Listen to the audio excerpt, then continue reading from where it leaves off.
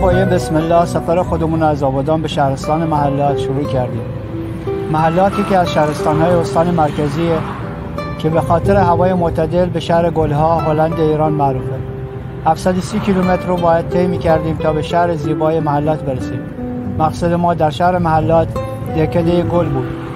تو این سفر باید از شهرهای زیادی رد می‌شدیم. شهرهای زیبایی مثل اهواز، اندیمش، خرم‌آباد، بروجرد، درود، خمیل و شهرهای دیگه که به خاطر عجله و نبود وقت نتونستیم تو اون شهرها توقف کنیم.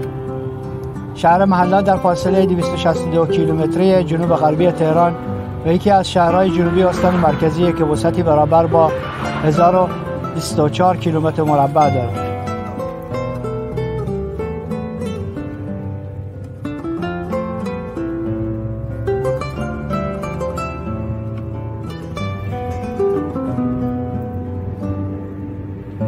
بعد از یه رانندگی طولانی 8 ساعته به شهر زیبای محلات رسیدیم. اولین کاری که کردیم یه خوراک لوبیا با قارچ آماده کردیم که زحمت این کار با راننده خستگی ناپذیر ما آقا بهزاد بود. البته به خاطر نداشتن زیرانداز مجبور شدیم توی یه جاده خلوت بشینیم و خستگی خودمون رو در کنیم تا با انرژی بیشتری بریم سراغ طبیعت، دهکده گل محلات و گلخونه‌های زیبای شهر.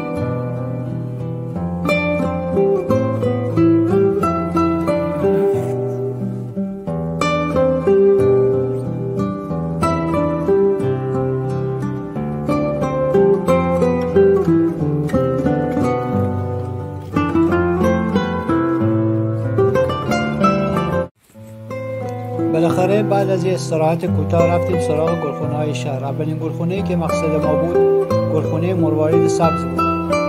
آقای داوود افشاره که از بزرگترین گلخونه‌دارهای شهر محلات بود.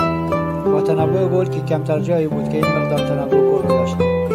آدم بسیار خوشرو و با انصافی بود که متاسفانه نتونستیم ایشون رو ملاقات کنیم، اما سفارشات ما را آماده کرده بود.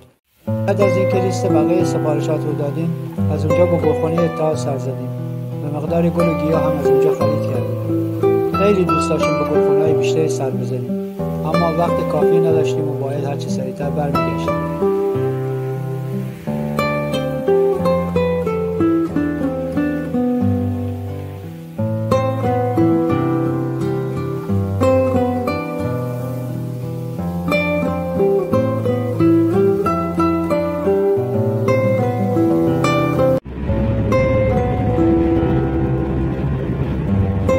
سفر به محلات و دیدن طبیعت و گل و گیاه آدم رو بانشاد میکرد. دل کندن از این همه زیبایی برای دوستداران گل و گیاه و طبیعت بسیار سخت بود، اما بالاخره بعد از یه روز نزدیک غروب از محلات به مقصد آبادان حرکت کرد. تو راه با صحنه غروب زیبایی روبرو شد که واقعا غروب دلنشینی بود. کوه و ابرهای قرمز و زیبا که ضبط این لحظه خالی از لطف نبود.